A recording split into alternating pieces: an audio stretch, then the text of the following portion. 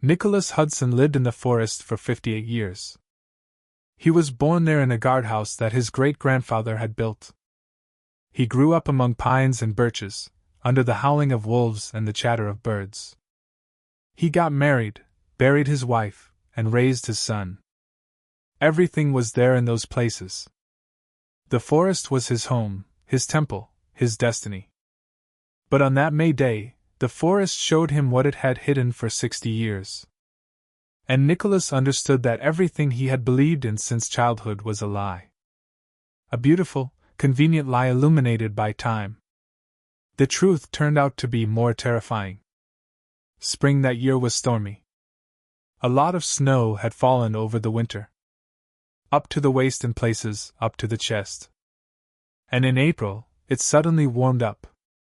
Streams turned into rivers, rivers into torrents. The water came murky, angry, sweeping away everything in its path. Nicholas walked around the area, checking, assessing the damage. The bridge over Stony Creek was washed away, the path to Black Hollow was blocked, at Rotten Gulch there was a landslide, half the slope had slid into the river. Ordinary business. After a big flood, nature changes the landscape. Man adapts. But on that day, nature showed not only the landscape. Nicholas reached Wolf Ravine by noon. A remote place, untrodden. Even mushroom pickers and hunters avoided it. Swampy, windfalls, mosquitoes. Nicholas himself visited there rarely, once a year at most. But the ravine had changed. Unrecognizable. The flood had eroded the slope, exposed the roots of old spruces. Trees had fallen, revealing what they had hidden for decades. Nicholas descended the scree carefully, clinging to branches, and froze. Red among the brown earth and gray stones, a red spot. Bright, unnatural. Nicholas approached closer, cleared the dirt, leaves, roots, and understood. A vehicle. A fire truck, old Soviet, lying on its side, grown into the ground. The red paint had peeled, rusted, but still visible. How had it ended up here? From where? In a remote ravine, 10 kilometers from the nearest road. Nicholas walked around the vehicle slowly, attentively. Gaz 63. He recognized the model. They made those in the 50s, scrapped by the 70s. Now only in museums perhaps. The cab was crushed. Windows shattered. Body dented but intact. The ladder on the roof broken in half. Nicholas looked into the cab and recoiled. Bones. Human bones on the seats, on the floor. Skulls, ribs, vertebrae. Rotted fabric, remnants of uniforms. People. There were people in this vehicle. Nicholas stepped back, sat on a fallen tree, lit a cigarette. His hands trembled. Dead for 60 years in a remote ravine. No one knew, no one searched. Or did they search? He forced himself to approach again, took out a flashlight, shone inside. Counted slowly, thoroughly. 3 in the cab. Driver and 2 passengers. 4th in the body by the pump. 4 people. A fire crew. Judging by the uniform remnants. On the cab floor, something glinted. Nicholas reached, pulled out a token, metallic, round. The inscription half erased but readable. Hudson SM. Fire Station Number 7, Velsk. Hudson. Nicholas froze. Read it once. Twice. Thrice. Hudson. His surname rare, unusual. SM. Samuel Martin. Grandfather.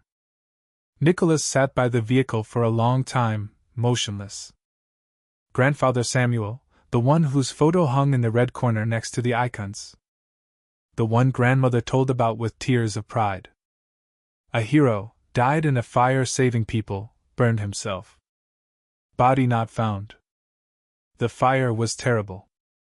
Nicholas grew up on this story, proud of his heroic grandfather.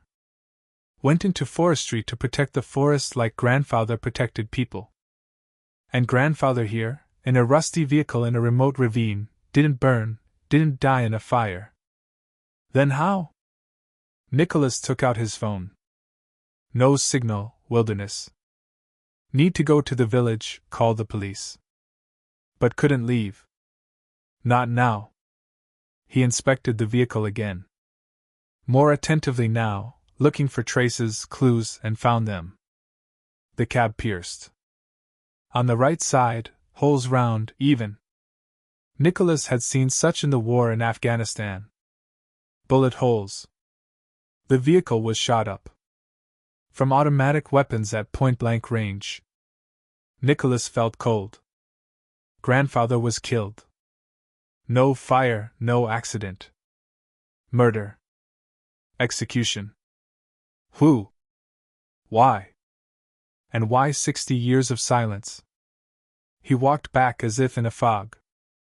Head buzzing, thoughts tangled. Everything he knew from childhood collapsing. Grandfather hero died in fire. Body not found. Lies. All lies.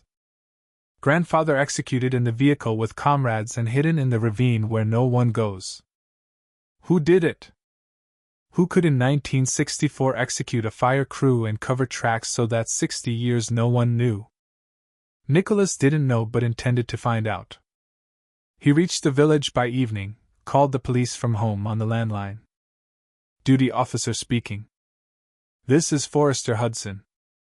Found a vehicle in Wolf Ravine, fire truck, old. So what? Inside. Bodies. 4 skeletons. Pause. Are you serious? Serious. Come. Police arrived the next day. 2. Investigator and expert. Young Urban looked at the forest like an alien planet. Nicholas led them to the ravine, showed the vehicle, bodies. Investigator Lieutenant Gregory Harper inspected, noted, frowned. Been lying long. Decades probably. How do you know? Vehicle from the 50s. Haven't made those for 40 years. Harper nodded, shown into the cab. 4. And here. Nicholas handed the token he found inside. Hudson SM. This is my grandfather. Harper looked at him surprised. Your grandfather? Yes. Disappeared in 64. Officially died in fire. But in fact. Nicholas pointed to the holes in the cab. In fact, he was executed. The expertise took 2 weeks. Nicholas waited patiently, but inside everything burned. Wanted to know the truth, the whole truth. Harper called in early June. Have results. Come to the department. Nicholas went to the district center, to Velsk, the same town where grandfather's fire station was. Police department. Gray building, Soviet construction. Harper waited in the office with a folder of papers. Sit down, talk will be long. Nicholas sat. Waited. Expertise confirmed, began Harper. Remains of 4 men. Age at death from 25 to 40. Time of death 60s plus or minus. Who are they? Identified by dental records, by archives. Harper opened the folder. Hudson Samuel Martin, 38 years, crew commander. Your grandfather. Nicholas nodded. Ephraim Peter Nicholas, 32 years, driver. Sazon Ivan Gregory, 27 years, firefighter. Taylor Alexander Frederick, 25 years, firefighter. All from the 7th station, yes. Disappeared June 12, 1964.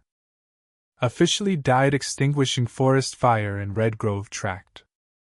But that's 40 kilometers from here in the opposite direction. Exactly? Harper paused. Something else. Bullet holes confirmed. Shot from a PPSH submachine gun. Soviet weapon from the war. They were executed, yes. At least 20 bullets point blank from close range. Nicholas was silent, stared at the wall with empty dead eyes. Grandfather killed, executed from a submachine gun and hidden. Then we pulled the case, continued Harper, from the Archive 64. And interesting things. He pulled out yellowed papers. June 12th, big fire in Red Grove tract. Collective farm warehouses burning, grain, equipment. Called firefighters from Velsk. Hudson's crew dispatched for people. Then the vehicle didn't arrive at the scene. Fire extinguished by local forces, warehouses burned. Crew declared wanted. And not found. Not found. Searched a week, combed forests. Then closed the case. Official version. Died in extinguishing. Bodies destroyed by fire. But they 40 km from the fire. And the vehicle was going not to Red Grove, going in the opposite direction. To Wolf Ravine.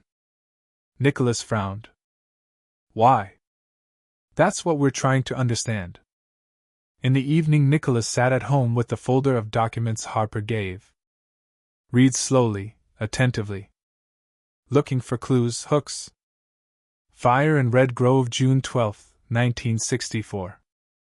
Collective farm warehouses burned. Grain, agricultural equipment. Damage millions of rubles. Cause of fire. Faulty wiring. No culprits found. Collective farm chairman Ellis Frederick. Signatures. Everywhere on every document. Nicholas stopped at this name. Ellis. Familiar surname. He strained his memory. Ellis. Ellis. Yes, there was such in the district center. Rich, respected. 3-story house, expensive cars. Successful businessman, as newspapers wrote. Son Ellis Andrew Frederick. District Council deputy, sawmill owner. Son of the chairman. Nicholas reached for the phone, dialed Harper's number. Lieutenant, this is Hudson. Ellis Frederick, who is he? Collective Farm Red Grove chairman. The one whose warehouses burned. Is he alive? No, died in 92. Did he have a son? I'll check. Why do you need? Check. And call back. Harper called back in the morning. You're right. Ellis had a son, Andrew Frederick, born 67. Now lives in Velsk, owns business. Former deputy. 3 terms. Now retired. Rich, influential. What do you know about his father? Little. Worked as chairman until 73, then transferred to the region for promotion. Died in 92 from heart. Nicholas thought. Chairman promoted after the fire, after firefighter's death. Coincidence or reward? Lieutenant, he said. I need access to collective farm archives for 64. Why? Want to understand why grandfather was going not to the fire. The archive was in the basement of the district administration. Old building, damp walls, smell of mold and dust.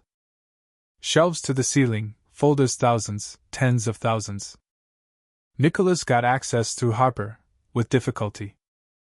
Archivist elderly woman with glasses on nose looked distrustfully. What are you looking for? Red Grove Collective Farm Documents 64.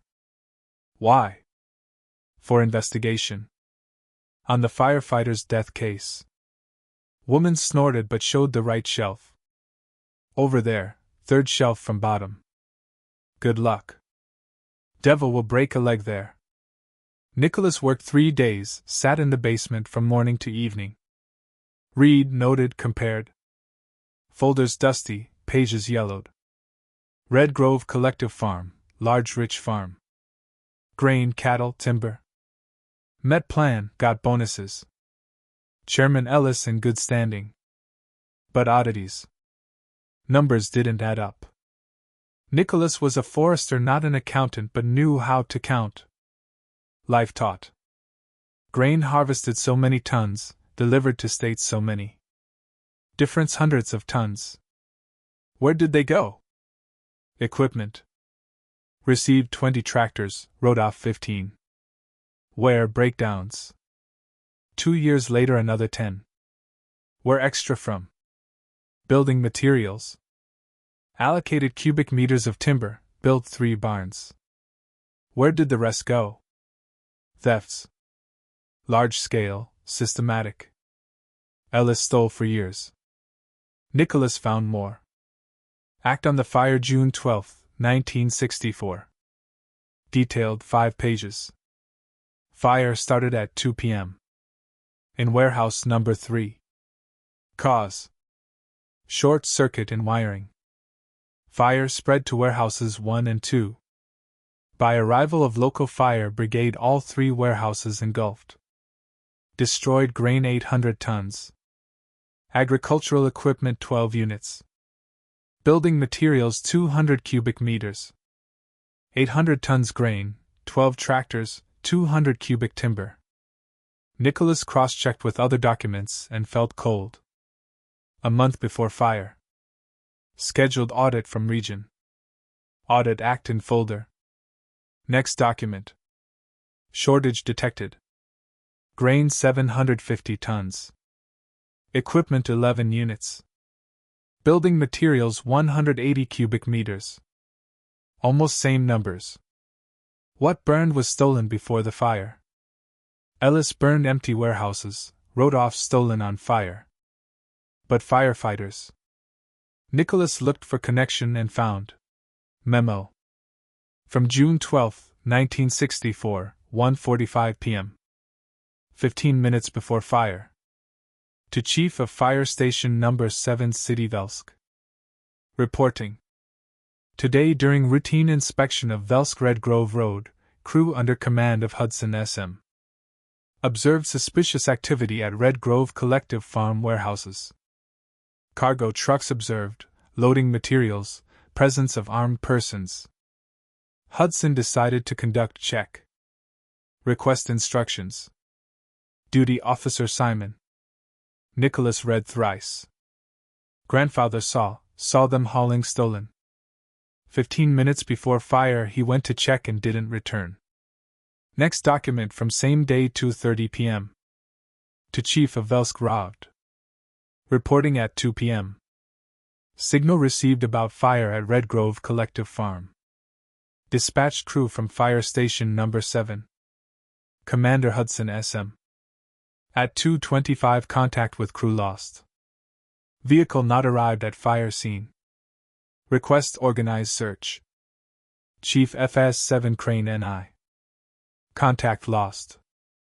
Vehicle not arrived because going not to fire, going to warehouses to check and ambushed. Nicholas sat in archive. Motionless, stunned. Picture forming terrible clear. Ellis stole for years. Before audit decided to cover tracks. Organized removal of stolen, set fire to warehouses. Grandfather accidentally saw, went to check with crew, 3 comrades. Intercepted, executed, hid vehicle in ravine. And fire wrote off everything. Stolen and witnesses. In evening Nicholas called Harper. Found something. Important. What? Memo. Grandfather saw them hauling stolen. 15 minutes before fire. Pause. You mean fire? Arson. Ellis hid theft and grandfather witness. Eliminated. Serious accusation. I know, but documents don't lie.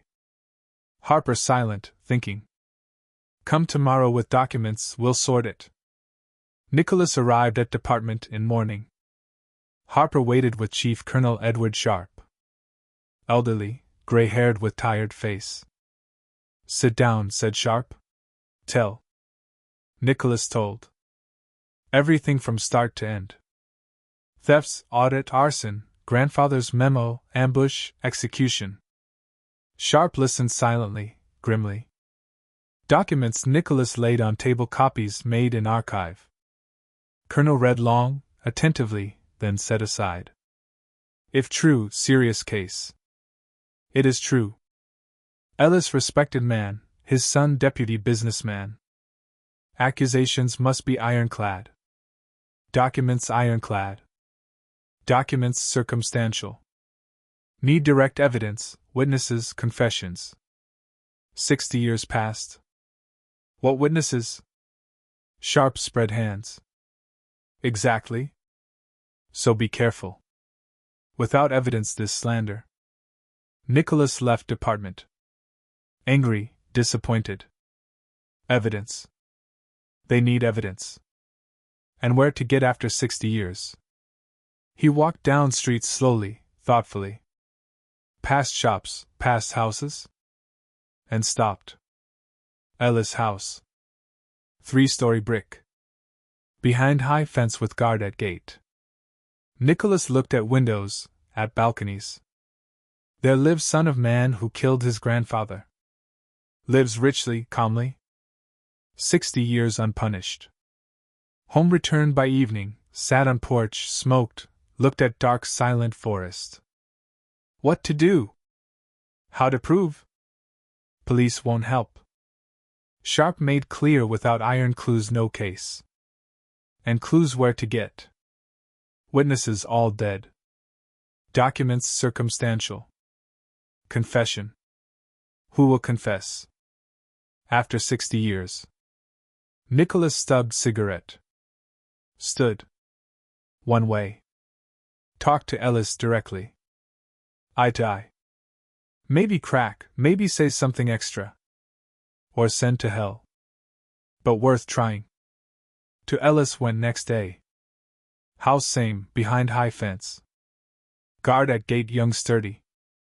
Who to? To Andrew Frederick. Personal matter. He expecting you? No, but we'll see. Guard called on radio someone in house, spoke quietly, turned away. Your surname? Hudson. Spoke into radio again, then opened gate. Go in, they'll meet you. House inside luxurious, tasteless.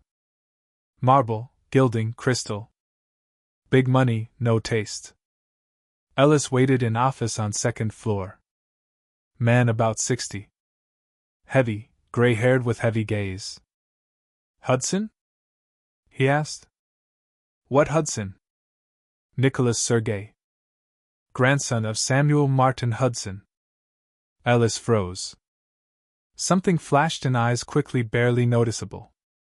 Don't know such. You do. Fire crew commander died in 64. So what? I found him. More precisely his body. In ravine 40 km from your collective farm. Silence. Ellis looked at him motionless, cold. And he didn't burn in fire. Executed from submachine gun point blank. How do you know? Expertise. Bullet holes in cab 20 bullets minimum. Ellis silent. Face stone impassive. Why you here? To talk about your father. About what he did. My father respected man, collective farm chairman, order bearer. Your father thief and murderer. Ellis stood slowly, heavily. Get out. He stole for years. Grain, equipment, timber. When audit came, set fire to warehouses, wrote off stolen on fire. Lies. Documents. Audit acts, invoices. All preserved in archive. Get out, repeated Ellis. Or I'll call security. Nicholas didn't move. My grandfather saw your people hauling stolen. Went to check and ambushed. Executed with 3 comrades. Hid vehicle in ravine. Nonsense. Truth. And I'll prove it. Ellis looked at him. Long, heavily. You prove nothing. 60 years passed. All witnesses dead. Documents mean nothing without testimony. We'll see. We'll see. Ellis smirked. Now out and don't come back. Nicholas left calmly, not hurrying but inside boiling. Ellis knew everything new from start. Not father. He himself helped hide, kept silent, lived on blood 60 years. Nicholas walked to car, thought how to prove where, find witnesses, confessions. And remembered. Grandfather wrote letters. Grandmother told every week from front end from work. Letters kept somewhere in old suitcase in attic. Attic burned with house, but maybe something survived. Went to ashes next day, dug in coals with hands, shovel. Looked for suitcase, box, anything, and found. Metal cookie tin, Soviet tin, burned but intact. Opened and froze. Letters. Dozens letters, yellowed but readable.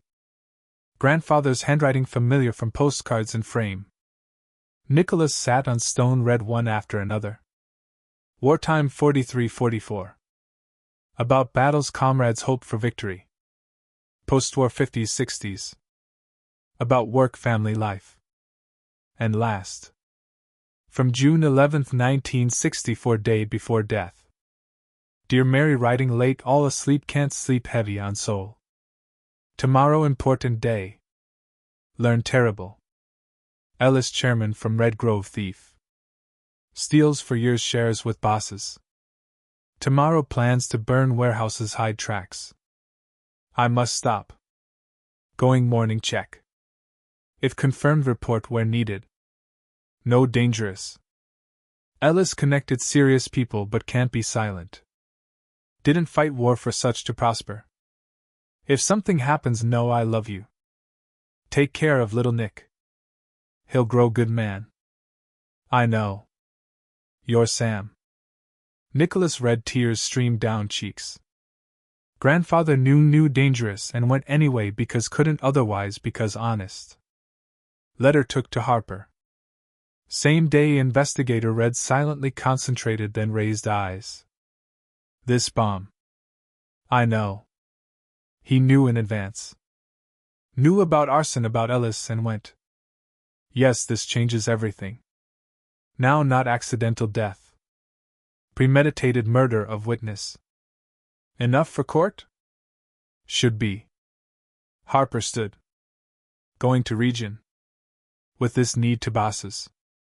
Bosses reacted quickly. Week later, Ellis summoned for questioning. Officially with lawyers. Nicholas waited in corridor, nervous, smoked. Questioning lasted 4 hours. Ellis came out pale, haggard, saw Nicholas and froze. Looked at each other silently, heavily. It's you, said Ellis. Because of you, everything. No. Because of your father. And because of you. Prove nothing. Already proved. Grandfather's letter. Read. He knew. Day before death. Knew and wrote to wife. Ellis paled more. What letter? Same where written, Ellis, thief. Tomorrow plans burn warehouses. Date June 11th. Day before fire. Silence. Ellis looked at him, and something changed in eyes. Fear, realization. Where you get? Found. In house you burned. Tin survived. Miracle, probably. Lawyer tugged Ellis' sleeve.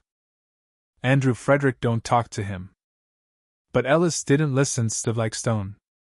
60 years, said Nicholas. 60 years lived on blood.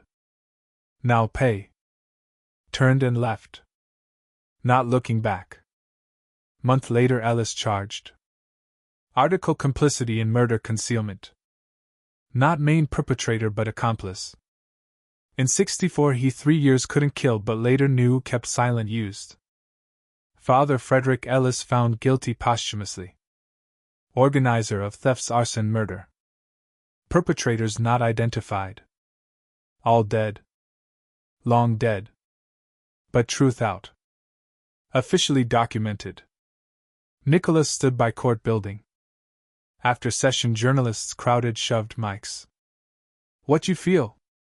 Justice. Finally, justice. You forgave Ellis? No, never forgive. But now he'll answer, at least partially. What do next? Nicholas thought. Bury grandfather humanely with honors. He deserved. Trial started in September. Regional in Vologda. Big hall, journalists, cameras. High-profile case. Firefighters' murder. Truth after 60 years, newspapers wrote. Nicholas sat in first row. Every day, morning to evening.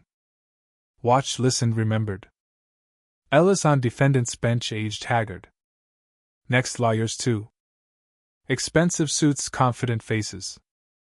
My client innocent, said main lawyer. In 64 he 3 years. Couldn't participate in crime. Charge concealment, replied prosecutor. Defendant knew about father's crime, used fruits, kept silent. Complicity after fact. Judge, woman about 50, strict, attentive, listened, both sides, asked questions, clarified. Process promised long. Witnesses called one by one. First, Crane. Brought from nursing home in wheelchair. Old man weak but voice firm. Tell what happened June 12, 1964. Crane told same as at questioning. Hudson call crew disappearance threats. You saw people who threatened you. Saw. One recognized later. Colonel Victor Michael Green, Regional SID Chief. You sure? Absolutely. His photo in newspaper. Remembered face. Lawyers attack, tried, confuse. U-98. Memory may fail. Memory fine. Such not forgotten. You silent 60 years, why speak now? Because bodies found. Because time. Maybe you just want revenge for something personal? Crane looked at lawyer. Long, heavily. I want truth. For good people died. Their families 60 years didn't know. Unfair. Second witness, Nicholas told about find about archives about grandfather's letter. You found vehicle by chance? Yes. Flood eroded ravine. And immediately understood? Not immediately. But saw token with grandfather's surname. What you feel? Nicholas paused. First didn't believe. Then anger. 60 years everyone thought grandfather died hero. But killed, executed like dog. You accuse defendant? His father, yes. Organizer. And defendant knew and silent. Used money father stole. Lived in house bought stolen. Lawyer jumped? Objection. Speculation? Objection overruled, said judge. Witness expresses opinion. Third witness, forensic expert from region, elderly, experienced. Tell about expertise results. Found remains 4 people. Cause death. Gunshot wounds. Bullets caliber 7.62, characteristic PPSH. On vehicle cab 23 bullet holes. Execution. Unequivocal. Shot close range, point blank. Victims no chance. When happened? By remains condition 60s plus minus 5 years. Matches crew disappearance date. Lawyer attacked again. You can exactly establish who shot? No, perpetrators unknown. So my client may not relate to execution itself? Yes, he 3 years. Thank you. No more questions. Process went week after week, called archivists, historians, former collective farm workers. Those still alive, few ancient old people. One Simon Peter, 89, worked tractor driver in Red Grove. You remember 64 fire? Remember. Terrible. Warehouses like candles. What before fire? Hauled something nights on trucks. Chairman forbade ask. What hauled? Don't know, but lots. Trucks full left empty came. You told anyone? No, afraid. Chairman strict. Who talked disappeared. Disappeared? Well, fired, evicted, ruined life. Another witness, Martha Zena, 85, worked in rural council, kept documents. You saw collective farm accounting? Saw. Process for reports. Noticed inconsistencies? Noticed. Numbers didn't match. Grain equipment. On paper one, in fact another. You reported? Reported once to Chairman Ellis. What'd he say? Said not my business. Said if want work keep silent. And you silent? Silent. Old woman lowered eyes. Children, family, where to go? Testimonies accumulated day by day. Picture clearer. Ellis Sr. stole systematically years shared with bosses, bought silence, and when smelled trouble burned warehouses, eliminated witnesses. Firefighters, wrong time, wrong place. Saw hauling stolen, went check ambushed. Who shot unknown. Probably Green's people, that colonel, professionals good at eliminating. Ellis Jr. knew from what moment, unclear, but used. House money connections, all from father, all on blood. Arguments end October. Prosecutor spoke harshly, convincingly. Before us not just crime, before us system. System where thieves became heroes and honest people died in obscurity. For firefighters went to work, saw crime, and for that killed. 60 years families didn't know truth. 60 years killers lived peacefully. Defendant didn't shoot. He 3 years but grew new, silent, used crime fruits. This complicity. This must be punished. Lawyer defended. My client innocent in murder. Even prosecutor admits. Concealment charge stretched. No proof he exactly knew. No proof he consciously silent.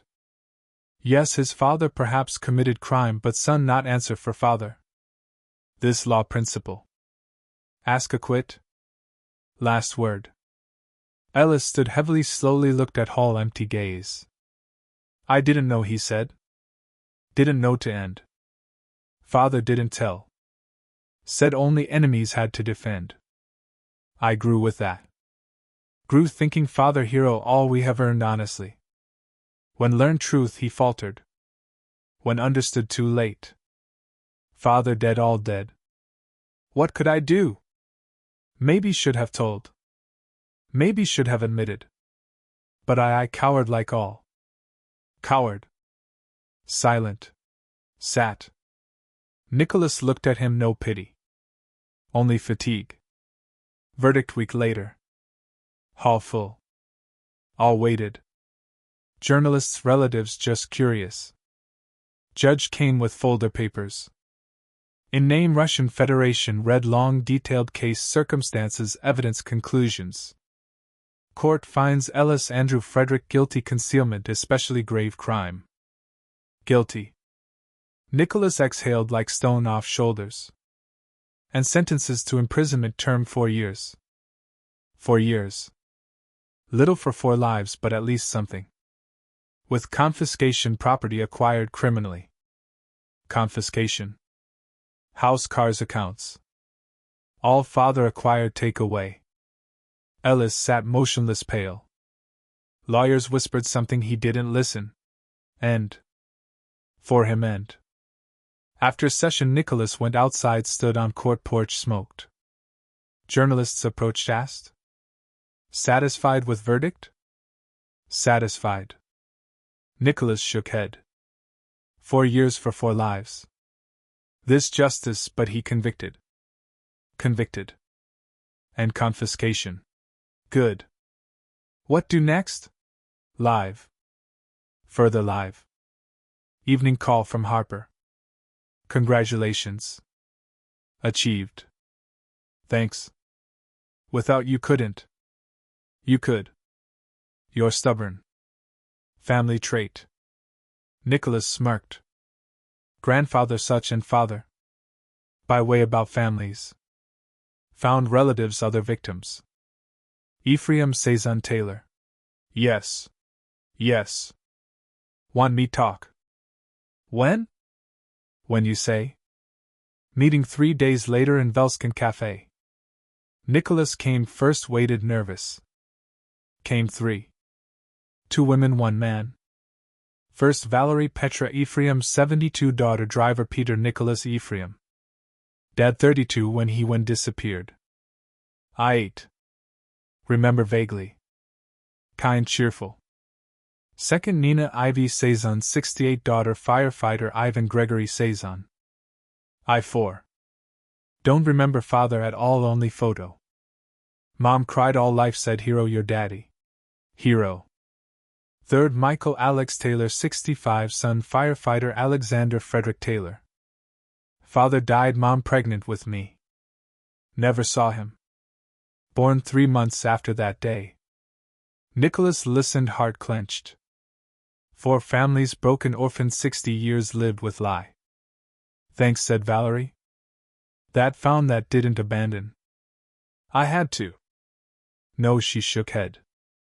Could silent forget live on, but you didn't. My grandfather there. How could I forget? Could. Many forget. You're not such. Agreed on funerals common for all 4. In Velsk City Cemetery with honors with orchestra. They deserved, said Michael. 60 years in obscurity. Now proper. Agree, nodded Nicholas. Organized together. Funerals scheduled November. First frosts, first snow. Ground still soft, can dig. Nicholas organized with relatives. Coffins, wreaths, monuments. Coordination with administration, cemetery, military, enlistment office.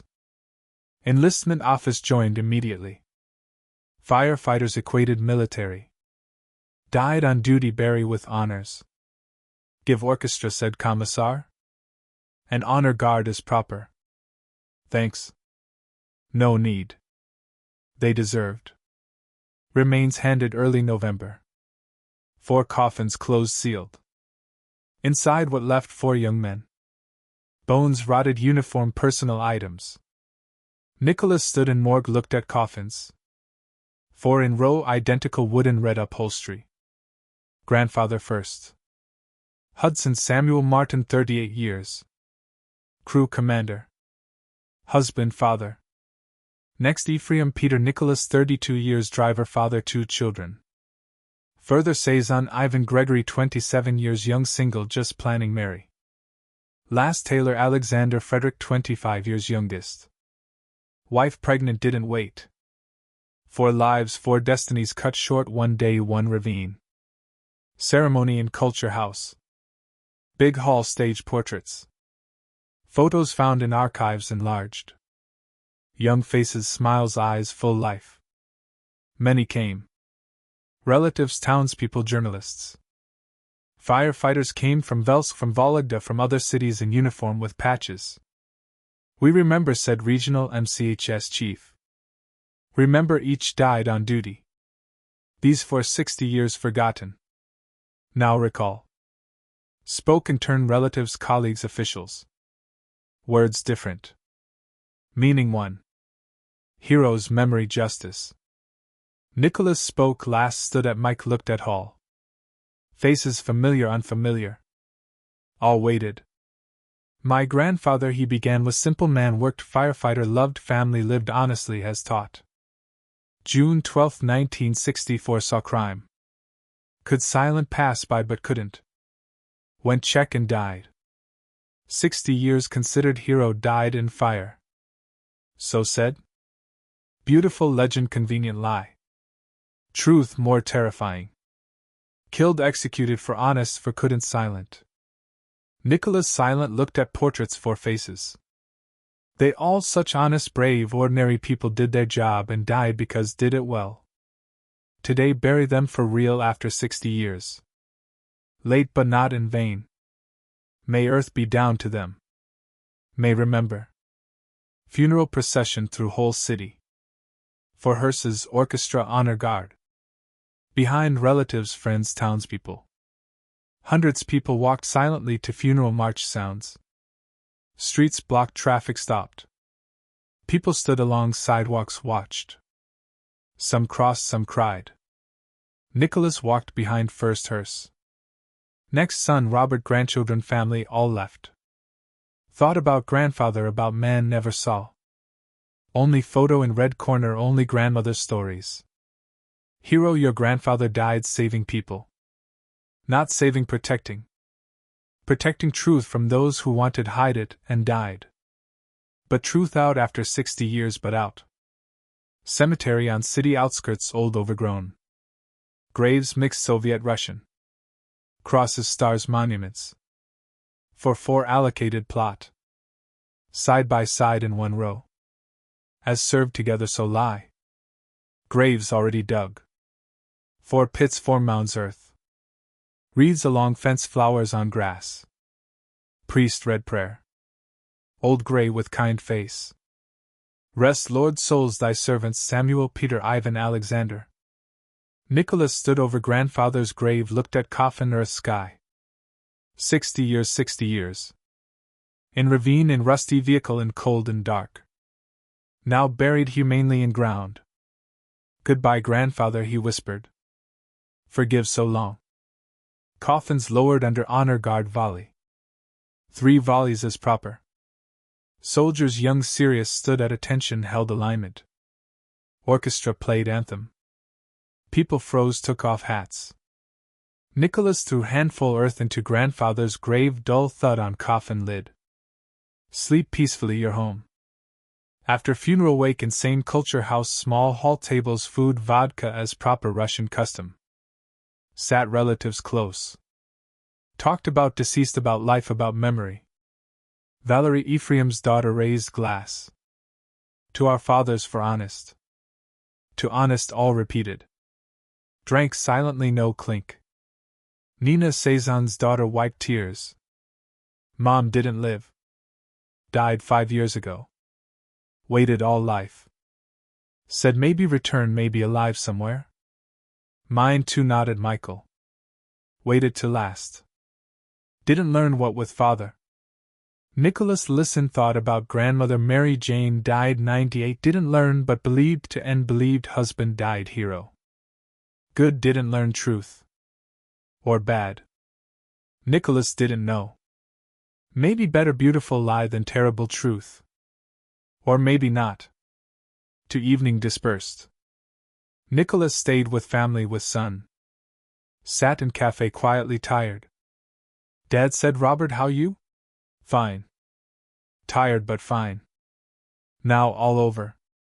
Nicholas thought, almost. Monuments left, and memorial. What memorial? At death place in ravine. Want put stone with names. Why? So remember, so not forget. Robert looked at him, understanding pain. You like grandfather's stubborn family? No. Son smiled. I such too. And my children will. Good. Means not in vain all. Winter came early, harsh snow, knee-deep frosts 30. Usual Vologda winter. Nicholas lived with son. House burned. New build, no money. And why alone old? Wear him whole house. Worked half-time. Forestry kept despite age. Such specialists hard find, said chief. But thoughts not about work, about other. About memorial, about memory. Spring decided, put stone where found, vehicles so everyone know. Money collected with difficulty, small pension. Savings burned with house, but people helped. Victims' relatives just caring. Common cause, said Valerie. Do together. Collected for stone plaque fence. Little but enough. Stone ordered in Vologda, gray granite. With inscription. Here died firefighters Velsk FS7. Hudson SM. Ephraim PN. Cezanne IG. Taylor AF. June 12, 1964. Killed for truth. Remember. Killed for truth. Nicholas thought long over words. Maybe too sharp. Maybe died on duty. No truth, so truth. To end. Installed in May. All came 4 families and journalists and officials. Place remote but road cleared, drove. Ravine same. Now without vehicle, without bones. Only pit overgrown grass. Stone put on ravine edge visible from afar. Priest consecrated place read prayer for repose. Nicholas stood by stone, looked at names, at dates. Grandfather. His grandfather here lay 60 years. In rusty vehicle in cold dark. Now buried humanely, but place remained. Place where life cut short. Forgive us, said Nicholas. That search so long that didn't believe. Wind rustled branches, birds sang somewhere in thicket. Forest lived as lived 60 years ago. As will live another 100, 200. People go, forest remains. After ceremony sat by fire relatives, journalists, drank tea, talked. What now? Asked. Live, answered Nicholas. Further live. And you? House burn, little work. Manage. Not first time. Maybe move to city to sun. Nicholas shook head. No, here my home. Here grandfather served, here died, here stay. But where live? Build shack first, then something. Valerie looked at him, respect. You're strong man. Ordinary. Just can't give up. Summer started build small house on plot forestry allocated. Not far, old place. But new. Help son neighbors. Logs, boards, nails. Hard work but familiar. By autumn finished. House small, sturdy. Stove, bed, table. All needed, lone forester. Nicholas moved September, sat on porch, looked at forest. New house, new life, but old memory. On wall photos. Grandfather young, smiling. Grandmother next, happy. And 4 portraits, same from funeral. They with him forever. Autumn came letter from Moscow, from ministry. Official with seals. Dear Nicholas, Sergei informed that by decree President Russian Federation your grandfather Hudson Samuel Martin awarded Order of Courage posthumously for displayed valor on duty. Similar awards to Ephraim Pien. Cezanne IG. Taylor AF. Award ceremony will take place. Nicholas Reed didn't believe. Order of Courage. State award. Recognition highest level. 60 years died in fire. Now heroes. Officially. Ceremony November in Moscow. Nicholas went first, 20 years with son with grandchildren. Whole family. Kremlin majestic, solemn. Georgievsky Hall huge, golden. President handed awards, personally shook hands, said words. These, for example, for us all. Honesty, courage, duty, loyalty. Died protecting truth. After 60 years we give them due. Nicholas accepted order in red box. Heavy golden. Thanks, he said, from whole family. Thanks to you that didn't give up that Doug. Evening in hotel, looked at order held in hands, small, weighty. Grandfather deserved. After 60 years, but deserved. Dad Robert entered room. How you? Good. Just thinking. About what? About grandfather. About whether he like this. Think yes. Don't know. Nicholas shook head. He simple. Didn't like pomp, awards, just did job. But recognition important. Important for us living. For him, he got his up there. Robert sat next. Proud? Proud. Nicholas smiled. All life proud. Only now know for what. Year passed. Nicholas aged noticeably, 65, not youth. Back hurt, legs disobeyed but held. Lived same house, same forest. Couldn't work, retired, but patrols did, habit, love forest. Grandchildren grown. Maggie finishing school, going university, journalism. Wanted seek truth like grandfather. Proud, you said, Nicholas? Grandfather proud too. Grandfather he most. You like him such stubborn. Compliment biggest. Summer last trip to Memorial. Nicholas understood, no strength left. Next year may not come. Wanted say goodbye. Son drove helped walk to stone to names. Nicholas stood leaning on cane, looked at granite, at letters. Hudson SM. Grandfather, his grandfather gave him life, never saw but found. Hello, said Nicholas quietly. Long no see. Wind rustled leaves. Birds sang high somewhere. I did all could. Found you, told truth, punished guilty as could. Your hero real, not invented. Now all know, my grandchildren know, your great-grandchildren remember, pass on. Thanks you for honesty, for courage, for being such. I tried be like. Don't know if succeeded, but tried. Silent. Stood long motionless, then put hand on stone. Warm from sun rough. Goodbye, grandfather.